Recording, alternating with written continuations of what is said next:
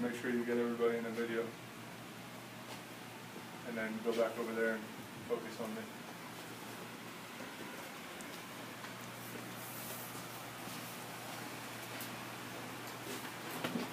Alright, so today I'm going to give you guys a persuasive speech on, I don't know if you guys follow the news, but now Sergeant Bo Bergdahl.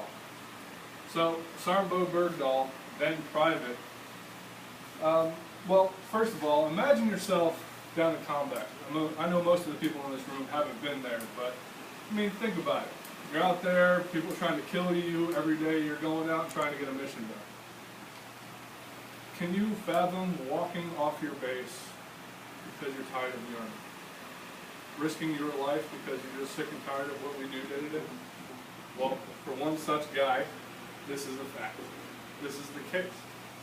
And what I'm going to talk to you guys about today is the evidence that supports the case that this guy left on his own volition and should be punished within the full extent of the UCMJ.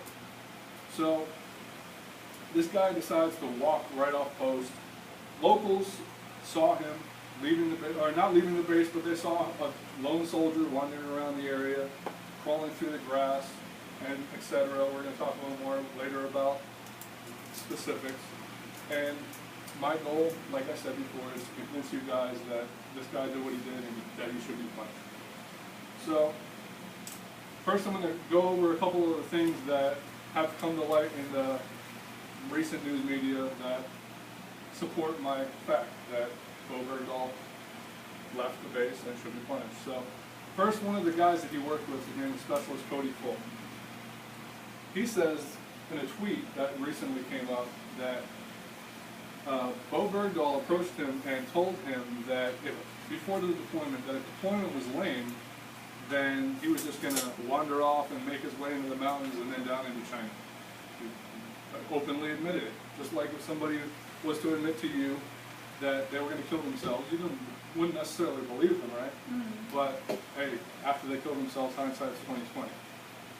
So next, a few days later, that day the entire province shut down and everybody started looking for him. A few days later, they come across a little village where the villagers actually admit to him approaching the village, asking for water and somebody that can speak English so he could talk to someone.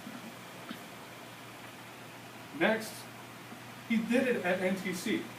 His unit went to NTC prior to this deployment, and the kid walked off the base at NTC and wandered back a few hours later. And the last thing is that the Taliban that captured him and held him for 5 years openly admitted to a news agency named Reuters that when they captured him, they couldn't speak English, so they couldn't communicate with him, but as soon as they got him back to a safe house, they found out that he openly left. He admitted to leaving because he was unhappy with the military and with the things that we were doing. So he didn't want to be there in the first place, and he openly admitted that to the Taliban, and the Taliban told the news. So, with those items being said, I want to talk a little bit about the Article 85 of the UCMJ. It's labeled desertion. Desertion is when somebody openly abandons, without permission, their unit or station, without intent to come back. And he, obviously, with all this information and evidence that I just provided you guys, is the case, right? So, desertion can not only could end up with jail time, but during a time of war, can also mean death. But what you guys might not know is that the president's administration is the one that coordinated his release. They actually traded 5 high-tier, like general, colonel, high-ranking Taliban for one then private, now sergeant, because they promoted him while he was captive, for the exchange. So, this is something that the president's administration doesn't want to happen. They jumped on it. They didn't use Congress. Congress wasn't aware that they were doing this transfer, and now Congress is pissed off, and all the president has is a traitor in his hands in exchange for 5 generals. So, The investigation started on the 16th, but they don't want to investigate Bergdahl because he was in captivity for 5 years and now can no longer speak English. He speaks Pashto.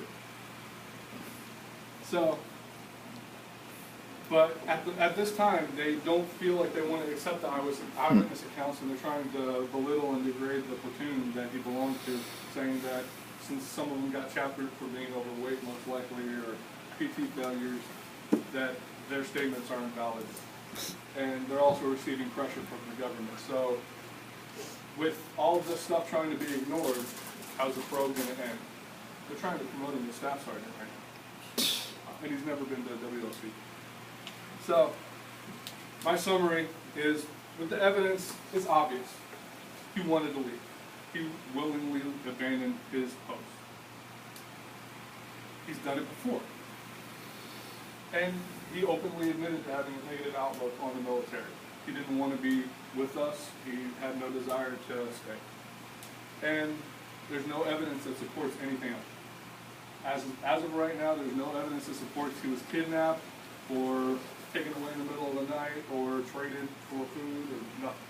No evidence other than the fact that he willingly left. So, I think that he should be punished within the full extent of the UCMJ, and at a minimum, life in prison. And that's my persuasive speech. We'll pan around and hit everybody again in the video.